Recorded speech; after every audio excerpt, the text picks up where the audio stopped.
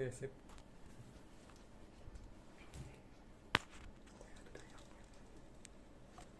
Ikatan Dayaknya. Oke. Oke, selamat malam Ki Gedi.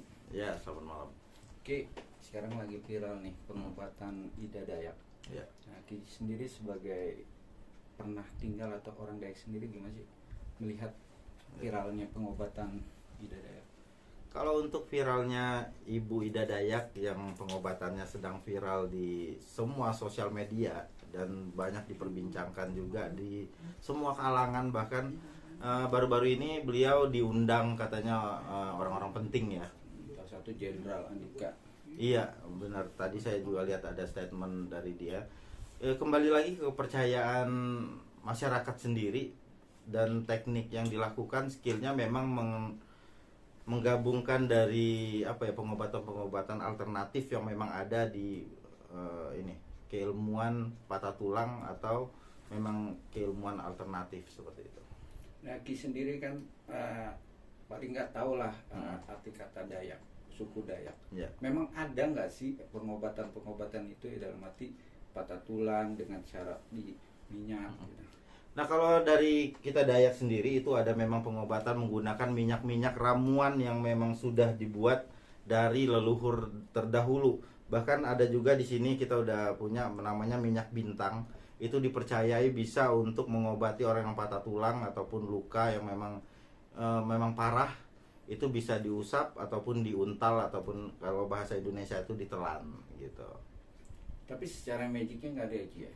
Kalau secara magic ataupun keajaibannya itu kita kembalikan lagi ke Sang Maha Pencipta. Tergantung siapa yang menganut agama apa, ya kita kembalikan lagi ke situ, kepercayaan itu. Tapi emang dengan secara spontan gak sih, Ki? Dan saya lihat dan masyarakat juga melihat dengan cara dia mengobati itu dengan cara dia bernyanyi-nyanyi atau berjoget-joget. Itu apa sih, Ki? Kalau itu sendiri biasanya mungkin banyak juga, bukan hanya di Dayak aja. Kita bisa lihat di Sumatera, bahkan di Sulawesi, dimanapun ada pengobatan alternatif yang di pinggir jalan. Itu biasanya mereka pasti menampilkan dulu hiburan, terus ujung-ujungnya baru ada pengobatan massal ataupun pengobatan-pengobatan yang dibayarnya itu mungkin seikhlasnya. Mereka juga tidak sembarangan dalam melakukan prakteknya. Mereka memang mempunyai skill ataupun pengetahuan tentang dimana penyakit-penyakit ini yang akan diobati. Seperti patah tulang sendiri, itu biasanya mereka akan memberikan sebuah gerakan ataupun sebuah pijatan dengan teknik yang memang sudah mereka kuasai. Dan mereka juga tidak berani sembarangan karena itu bisa berdampak kepada mereka sendiri yang melakukan pengobatan ini. Tapi dari sisi kacamata si Ki sendiri, itu emang hanya keturunan apa emang harus dalam arti belajar atau emang dapat dari ilmu alam sendiri, Ki? Ya, kalau untuk pengobatan alternatif sendiri sebenarnya lebih bagus keturunan, karena ada jam terbang. Kita bisa seperti saya misalnya, saya melihat orang tua saya mengobati orang, terus saya dikasih tahu tentang teknik-tekniknya seperti apa, terus juga ramuan-ramuannya seperti apa, itu bakal lebih baik. Tapi ada juga memang orang yang mempelajari ataupun mendalami dengan menekuni sebuah keilmuan secara alternatif, bisa dibilang. Kalau sekarang itu bisa dibilang alternatif, padahal di zaman dulu ini adalah pengobatan yang intinya ke dokter baru alternatif, seperti itu. Nah, tetapi ada juga memang sekarang itu ada seperti forum-forum yang memang melindungi ataupun forum yang memang sudah terorganisasi seperti itu, yang memang mereka itu ada izin prakteknya, ada badan hukum yang melindungi mereka untuk praktek pengobatan alternatif ini. Nah, Ki sendiri melihat pengobatan Ida Dayak ini emang hanya khusus patah tulang atau ada yang lain gak sih, Ki? Apa ya? Ya. Itu kanker atau itu emang infeksi, segala macam penyakit, Ki? Yang sejauh ini saya lihat memang lebih ke arah kebanyakan patah tulang. Ada juga yang stroke, tapi tetap aja kalau stroke itu harus berulang kali, karena itu berbalik lagi kita ke medis tentang pikiran ataupun tentang saraf. Itu harus berulang-ulang, tidak bisa langsung spontan disembuhkan, langsung dia bisa jalan. Pasti itu bakal harus ada pengulangan pengobatannya. Tetapi kalau untuk patah tulang itu memang ada teknik sendiri. Kita biasa pernah juga mempelajari ataupun mendalami tentang ilmu patah tulang ini. Sebenarnya bukan hanya di Dayak saja. Banyak juga keilmuan patah tulang ini yang ada dari Cimande, ada yang dari Banten, ada yang dari mungkin Sumatera juga ada ilmu patah tulang ini, dan semuanya bagus sebenarnya, tapi di sini memang lebih di branding Ibu Ida ini dengan keikhlasan dalam hal tarif. Itu yang membuat nilai plus bagi dia, dan mungkin Tuhan pun ataupun Sang Pencipta mendukung dia untuk mengobati orang, membantu orang banyak seperti itu. Tapi minyak itu emang dibuat apa emang asli dari Dayak sendiri sih? Kalau untuk minyak sendiri itu macam-macam ya, sama kayak minyak Cimande juga ada, minyak Banten juga ada. Itu memang sengaja dibuat dari akar-akaran, biasanya minyak panas, dan minyak itu hanya sebuah sebenarnya itu untuk melicin atau untuk sebagai media di mana urut itu lebih gampang untuk dilakukan. Dan Tetap ya. untuk warnanya sendiri beda-beda nggak sih? Kalau namanya minyak itu kan kalau si Dayak itu merah. Kalau untuk Kalimantan itu biasa warnanya merah. Itu minyak akar yang memang sengaja direndam di dalam wadah cawan ataupun tempat apapun itulah. Jadi emang itu dibuat sengaja. Kita punya juga contoh minyaknya. Itu biasa digunakan untuk patah tulang, untuk alergi ataupun disengat binatang-binatang buas, dan juga bisa untuk saraf seperti itu. Tapi Ida Dayak itu ada waktunya gak sih pengobatan itu hilang begitu aja dalam arti yaudah nyampe sini aja? Apa emang seumur hidup dalam arti emang punya ilmu dari dirinya sendiri Ki? Kalau untuk keilmuan pengobatan itu biasanya di saat mereka sudah melakukan dan praktek, itu biasanya akan terus menerus ada di diri dia seperti itu. Biasanya pengobatan Ida Dayak itu pasien itu berapa yang dia kuat Siki dari pandangan Siki sendiri, karena juga udah cukup umur, makanya masyarakat atau para pejabat sendiri jangan terlalu banyak dan jangan terlalu capek. Kalau untuk maksimal dia mengobati orang itu tergantung kemampuannya, mungkin tenaganya, staminanya seperti apa. Di saat dia masih bisa melakukan, dia akan melakukan. Di saat dia udah capek pasti dia istirahat.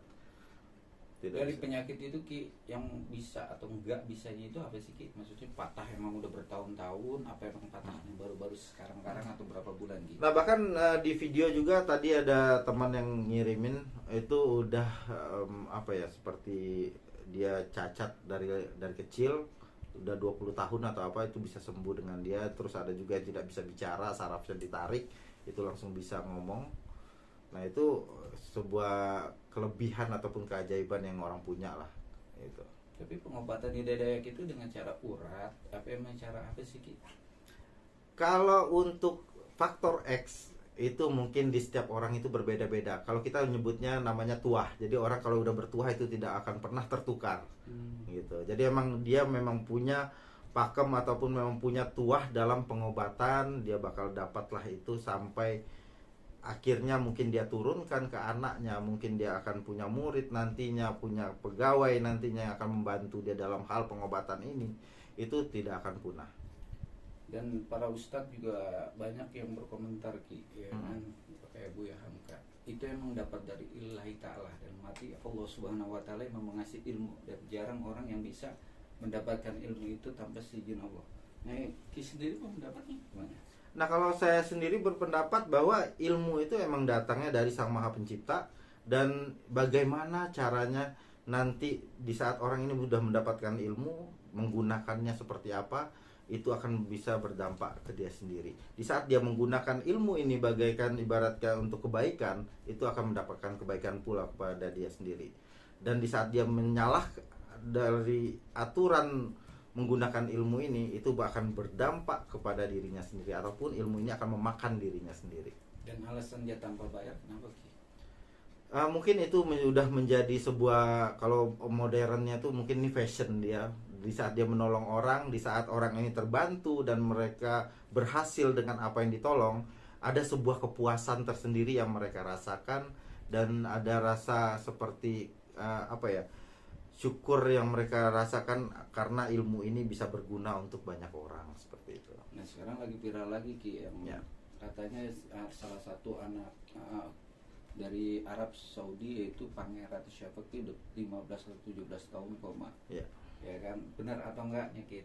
Dia datang ke sana dibawa Pak Presiden RI untuk mengobat, dan alhamdulillah ada perkembangan. Ya kan, anak sultan itu, pangeran itu tangannya mulai bergerak. Nah, Ki sendiri bisa melihat dari kacamata Ki sendiri, itu emang anugerah dari Maha Kuasa enggak, pembantu dari Ida Dayak sendiri? Jadi kalau untuk masalah dari orang yang di Arab ini yang dibawa oleh Presiden RI, itu saya belum tahu sumbernya seperti apa, jadi saya tidak berani untuk statement bahwa ini benar atau tidak. Yang penting apapun yang dilakukan dia dengan niat tulus, bukan karena untuk suatu kesombongan yang dikejar, ya mudah-mudahan itu berdampak baik. Tapi Ki sendiri flashback sebagai asli Dayak atau emang pernah di Dayak? Nah, Ki sendiri, Kalau saya memang keturunan. nah Ki sendiri melihat memang dari masih kecil atau sampai sekarang sendiri, pengobatan apa aja sih yang ada di Dayak selain panah, selain yang itu yang tradisi di? Kalau untuk pengobatan sebenarnya banyak. Ada juga untuk seperti patah tulang itu memang benar ada, dan ada juga yang untuk menyembuhkan luka, ataupun bahkan ada dipercaya bahwa minyak bintang itu bisa menghidupkan orang mati. Seperti itu. Karena bisa dibilang ini minyak minyak untuk hidup abadi, seperti itu. Ki, kalau masalah pengobatan alternatif yang seperti ini selalu berbenturan nggak kalau dengan ilmiah kayak dokter-dokter itu? Pernah nggak Ki pernah debat atau secara medisnya? Sebenarnya gini, saya punya teman juga banyak dokter-dokter, bahkan ada dokter ortopedi juga. Saya sempat sharing juga sama mereka tentang ini tadi, pengobatan alternatif patah tulang. Terus mereka cuma bertanggapan bahwa itu sudah punya jalannya masing-masing. Sedangkan kalau di kedokteran, mereka memang ada jejaknya semua direkam dan lihat secara teori dan secara ilmiah. Tapi di saat kita berbicara tentang ilmu alternatif, itu berbicara tentang keyakinan. Tapi tetap ada skill di sana. Skill ataupun memang kita mempunyai cara-cara tersendiri yang memang sudah dipelajari pakemnya. Kalau patah tulang harusnya ke sini, sendi itu sebelah mana, itu udah ada tekniknya masing-masing. Tetapi memang tidak ada riset ilmiahnya, itu aja. Kalau sebagian orang dari kita kan ada beranggapan, mungkin ini dibantu dengan yang goib-goib, itu benar nggak? Kalau untuk berbicara goib, bahwa Tuhan pun goib, kan seperti itu. Jadi berbalik lagi tentang kepercayaan. Di saat kita sudah percaya sama seseorang, dan ini apalagi bisa dibilang Ibu Ida ini sudah termasuk influencer yang memang udah viral di mana-mana. Terus ada artis, ada pejabat, ada jenderal yang berbicara statement bahwa benar di sini telah ada yang sembuh. Di situ semakin menambah tingkat kepercayaan masyarakat bahwa ini benar-benar terjadi dan benar-benar pengobatan yang memang mendapatkan sebuah hasil yang baik, seperti itu. Ki, kok tradisi orang Dayak sendiri Ki, kenapa sih apapun yang dia lakukan itu dengan pakaian khas Dayak itu nggak boleh lepas? Nah, Ki sendiri. Kalau itu sih yang saya lihat sih sebenarnya identitas ya. Identitas di mana orang ini melakukan secara adat, secara tradisi yang memang sudah turun-menurun pengobatannya. Untuk mereka joget atau apa, mungkin itu improvisasi agar terlihat menarik di kalangan ramai, seperti itu. Untuk pakaiannya sendiri atau untuk topping sendiri? Ya kalau itu banyak, karena ada lebih dari ratusan suku di Kalimantan, dan itu berbeda-beda penampilan ataupun pakaiannya. Untuk di Dayak sendiri banyak masuk ke pelosok mana sih Ki yang banyak bisa mengerjakan ilmu dalam arti pengobatan? Ki kan Dayak itu berbeda-beda tempatnya. Ya. Si Idanya sendiri di posisi Dayak apa sih Ki? Kalau saya sendiri untuk berkomentar tentang Ibu Ida, saya nggak tahu dia di mana. Karena saya nggak pernah cari tahu dia siapa, cuman hanya lihat dia berlewatan aja di sosial media. Makanya saya sempat tadi cari-cari sedikit informasi tentang dia, bahwa benar banyak juga yang berobat. Bahkan kemarin sempat di Depok atau di Sentul ya, itu rame banget yang berobat karena antusias masyarakat tentang adanya testimoni tadi. Itu yang ngebuat orang menjadi percaya. Kalau untuk di kita di kampung sendiri, bahkan di mana-mana ada pengobatan alternatif dan macam-macam teknik dan medianya seperti itu. Tapi kan dia awal pertamanya kali dia sebelum viral kan memang pengobatan keliling Ki, dari tempat Iya. ke tempat. Ya. Ya kan, tapi emang terbukti bahwa benar hasil yang selama ini diobatin tanpa bayaran. Ya. Nah, emang benar nggak sih orang Dayak itu mempunyai prinsipnya kayak gitu Ki? Kalau untuk pengobatan itu pasti bukan hanya di Dayak saja, tetapi di luar Kalimantan pun banyak orang yang membuat pengobatan itu seikhlasnya. Tapi nanti ujung-ujungnya pasti jualan minyak, jualan obat, jualan itu udah pasti kalau untuk orang yang keliling seperti itu. Makanya statement dari Ibu Dayak sendiri juga banyak berkomentar bahwa banyak orang-orang yang mengampulasi, maksudnya untuk minyak itu dipalsukan. Makanya saran dari Ibu Dayak itu jangan terlalu percaya. Makanya Ki sendiri melihat minyaknya itu bisa membedakan nggak sih biasanya? Jadi kalau untuk minyak sendiri itu sebenarnya minyak urut. Hampir sama kayak minyak Cimandi kan udah banyak tuh dijual di pasaran. Terus minyak Dayak juga bisa dicek di toko online atau di mana udah banyak yang jual. Sebenarnya minyak itu hanya sebuah media di saat untuk memperlancar urutannya. Nah, jadi balik lagi ke skill sama faktor X-nya tadi. Jadi intinya minyak itu nggak ada sangkutan dengan medis, sangat sautnya dengan magic atau ilmu-ilmu tertentu ya. Kalau untuk minyak sendiri yang saya lihat dari sudut pandang paranormal, saya lihatnya itu minyak hanya minyak urut. Kelebihannya ada di Bu Ida ini, ketulusan dan memang skill dia itu yang membuat orang banyak sembuh. Seperti itu. Oke, misalnya ada nggak masukan atau saran, kan pasti banyak nih orang-orang yang bisa melakukan hal pengobatan kayak gitu. Ada kan nggak ketika orang yang berobat, maksudnya biar tahu kalau ini itu yang abal-abal tuh ya, karena kan ada yang kan, apa ya, aji mumpung atau apa. Oke. Memanfaatkan momen. Ya, Jadi dengan adanya viral setiap pengobatan, dulu sebelum dia viral ada namanya pengobatan jari petir. Terus ada lagi pengobatan apa? Batu yang batu ponari yang memang dicelupkan ke air, itu pasti rame. Tapi kan ujung-ujungnya balik lagi ke kepercayaan seseorang. Jangan langsung cepat mencari pengobatan alternatif, coba diperiksa dulu medis. Di saat medis tidak bisa mendapatkan sebuah rekaman tentang penyakit dan itu tidak dapat, terus kalian masih merasakan sakit di dalam tubuh kalian, baru beralih ke cari pengobatan alternatif medis, non medis gitu. Jadi jangan langsung ngambil, wah kita langsung aja ke sana, tapi dicek dulu baru kita bisa beralih. Sama halnya sihir pun seperti itu, tidak bisa kita bilang wah sakit perut, wah ini sihir, langsung statement wah ini sihir nih, ini santet nih, ini apa teluh. Coba dulu periksa ke medis, kalau memang di medis tidak ada penyakit itu di jejak medisnya, barulah kita cari pengobatan alternatif. Dan juga banyak juga nanti setelah ini banyak orang yang akan memanfaatkan momen-momen ini, membuat sebuah praktek, membuat ini bahwa dan mengaku mereka adalah pengobatan Dayak. Dulu juga banyak pengobatan media jari petir. Itu rame sampai bahkan banyak orang bisa jari petir, terapi bakar, bahkan dulu juga terapi telur. Di saat aku sudah membuat terapi telur, ternyata banyak orang normal yang melakukan hal seperti itu. Jadi pintar-pintar kita menangkapi ataupun melihat penyakit ini seperti apa. Jangan langsung balik lagi ke itulah, ke kepercayaan orang. Jadi intinya dari Ki sendiri percaya dengan pengobatan Ida.